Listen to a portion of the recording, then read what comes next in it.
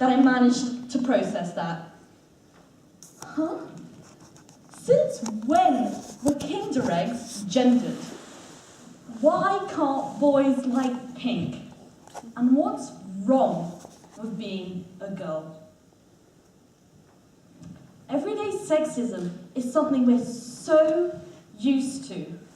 Oh, don't be such a girl, or boys will be boys. Let's stop that.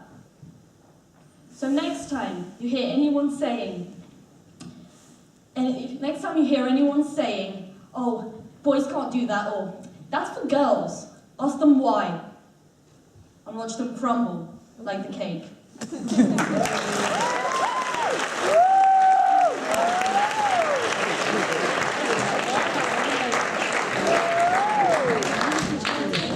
Our next speaker describes himself as joyful, persistent, and motivated.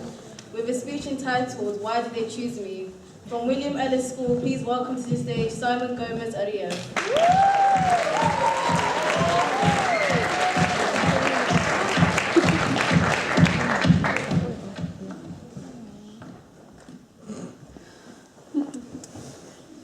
You all know that feeling.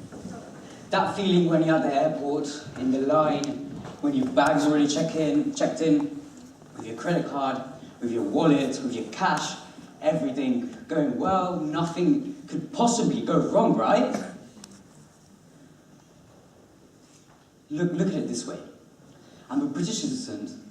I'm also a Colombian citizen. I live in the UK, British Colombian passport. Everything should go well.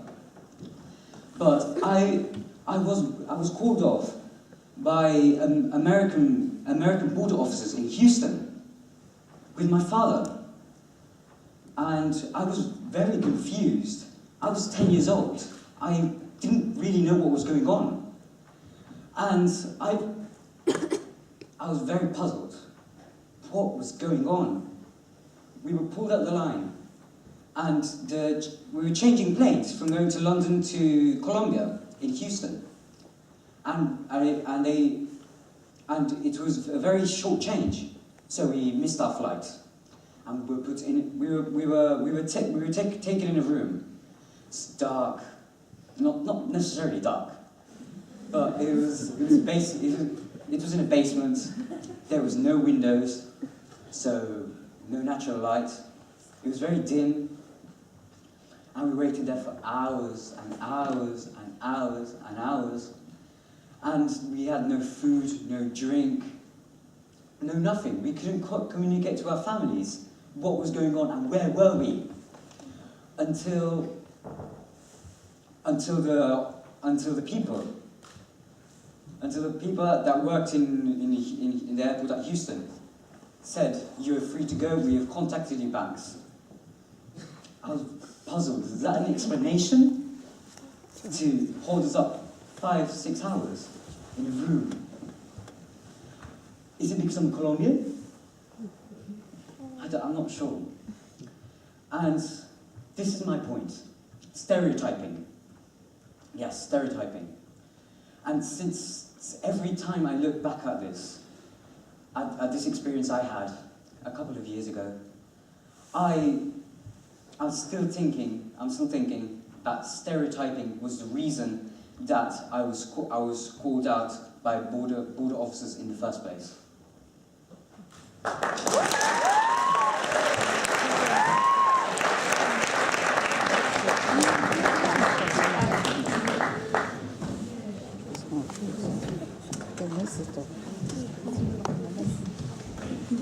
Next up is a speaker who wants to work in theatre and loves sports, with a speech entitled Football Crazy, Football Mad. From Camber School for Girls, please welcome to the stage Flo Mays Horan.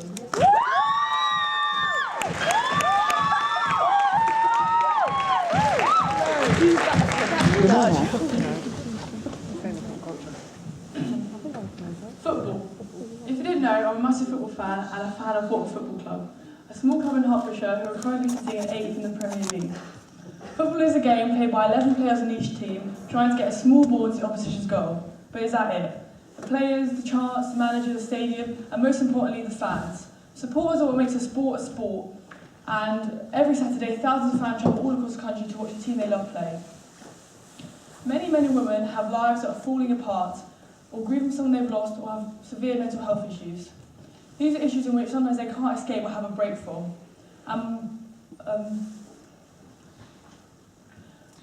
So for every week, for 90 minutes, they get to put these problems to the side to focus on what is in front of them. By walking out of your house and getting on a train, or walking to the stadium, or even just watching on the telly and leaving behind those problems in your life, this can leave a positive footprint on the individual's mental health. Another reason football can play a massive role in people's lives is that it can help people feel part of something. Many people feel lost in their lives. They have a house, a job, their neighbours and their parents, but that's it. And some people have even less. So by following a football club, whether it be Manchester City or Grimsby Town, it can create a feeling of being part of the community. By creating friends to go to the pub with, or even just talking to the person on the train about who's injured, who's playing, the lineup for the game, this makes you one of a group who all believe in what you believe, and that can be what keeps people going. The health benefits of football are something that is never looked at but can have a huge impact. This is why I think sport, and specifically football, can play a massive role in people's lives. A third reason is not just watching but playing. Girls and boys who play football can often prevent themselves from being involved in gangs or drugs. And by playing football, it can give them a new opportunity in life and a new way to bring in some sort of income. By playing sport, it can make a platform for yourself and make you stand on your own 2 feet. For instance, Richarlison, a Brazilian player who 6 months ago couldn't afford football boots, grew up in a very poor part of Brazil called Nova Venecia. He could have let himself fall into criminal activity, but because of his passion for the sport, it has led him to now be playing in the top flight of English football. He has played 14 games and scored 5 goals for Watford. This shows how sport does mean something, and how football isn't all about money and hooligans, but can really make an impact. This also happens in other sports, but because football is so ingrained in British culture, and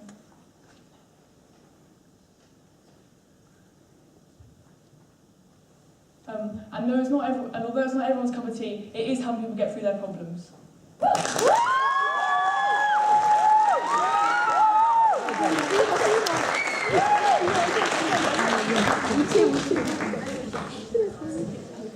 Now, for someone who describes themselves as happy, confident and bubbly, talking about girls on screen, from Haverstock School, please put your hands together for Hima.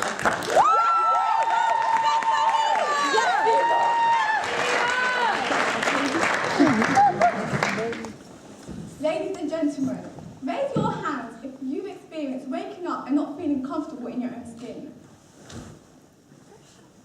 Yeah, me too. Us young girls face relentless pressure on how we are presented on social media.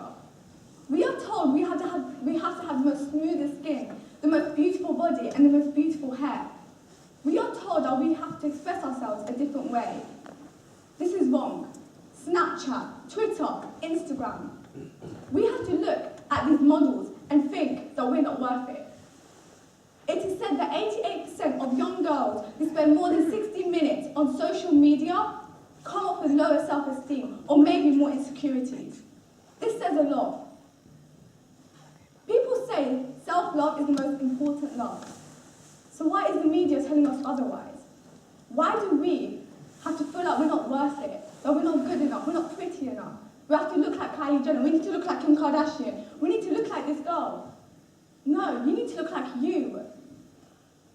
You are beautiful the way you are. And remember, what you see on the screen is fake, but what you see in that mirror is real.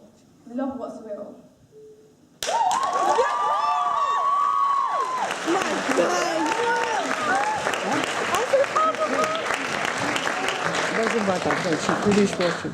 Our next speaker describes himself as energetic, funny and enthusiastic and wants to become a fashion designer. With a speech all about coffee, from Hampstead School, please welcome to the stage Jaden Summers.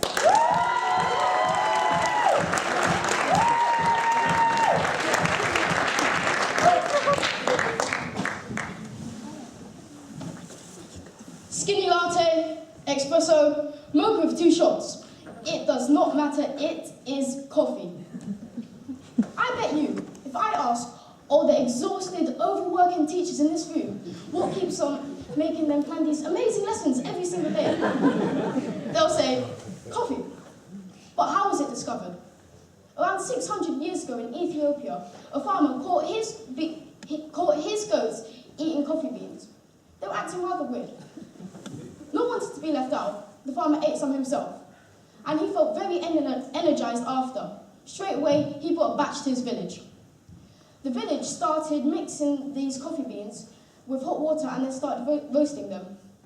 Later on, it was known that many great thinkers drank coffee to fuel many of their ideas, such as Beethoven, Napoleon, and Voltaire. Now in the UK, 55 million people drink coffee every morning, and 80% of households have coffee for in-home consumption. I mean, just imagine a world without coffee. No caffeine kick, not that energizing edge that gets you through the day, or not that cheeky smell from your barista.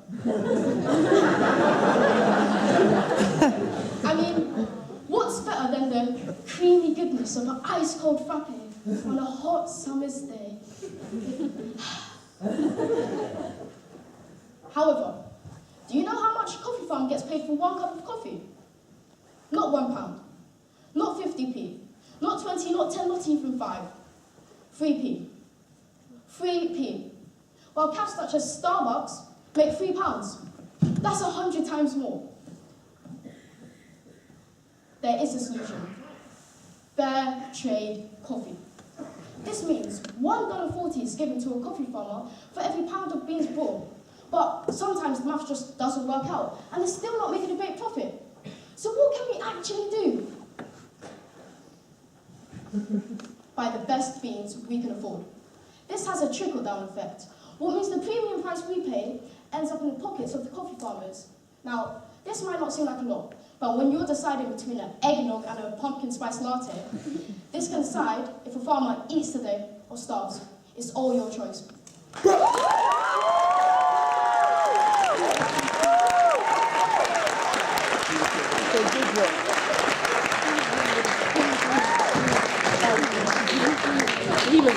Our next speaker is someone who loves to play games and wants to become an actor. With a speech called We're All Heroes from Ackland Valley School, please give a huge round of applause for Caven Cucumber.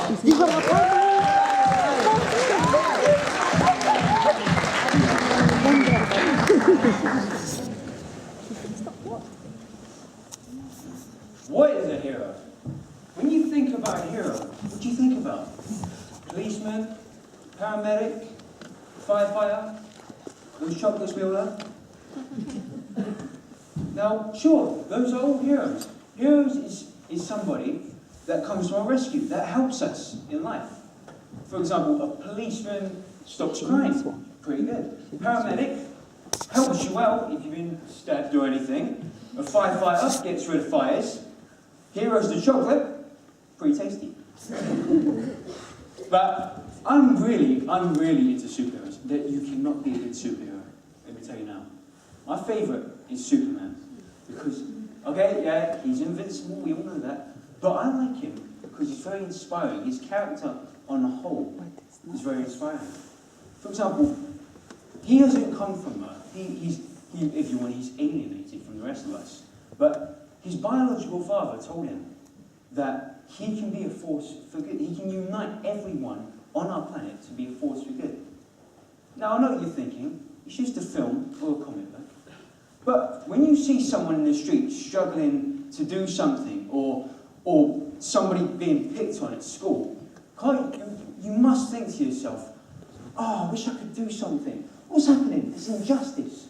Well, let me tell you now, people, you can. You can all do something. You can help that person struggling to do something. You can intervene with the bully and say, stop doing that. It's not nice. It's really not.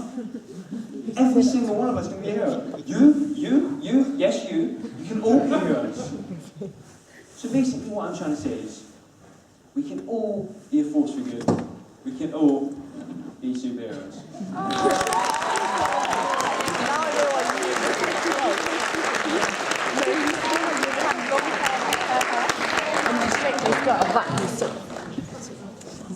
Next up is someone who wants to become a lawyer. Talking about being lost but now I'm found. From the Santa Union School, please put your hands together for Wealth Azubuike. Wait.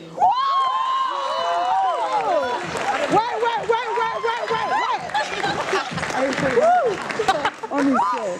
Smash it. Not knowing one's way, not knowing one's whereabouts.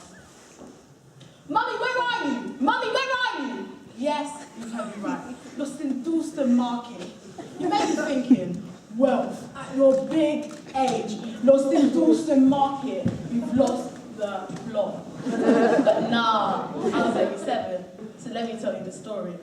My mum was at our local meat man, purchasing the finest lamb chops in London town.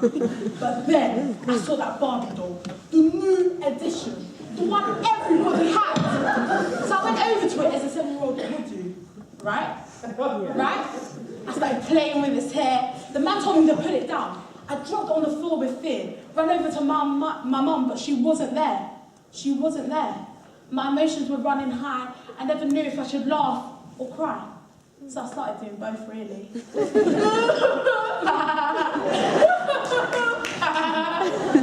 A lady came up to me and said, "You right, darling?" And I carried on walking, because I would always remember when my mum would always tell me, "Wealth never told to strangers." She tapped me on my shoulder again and said, "You right, darling?" So I just told her.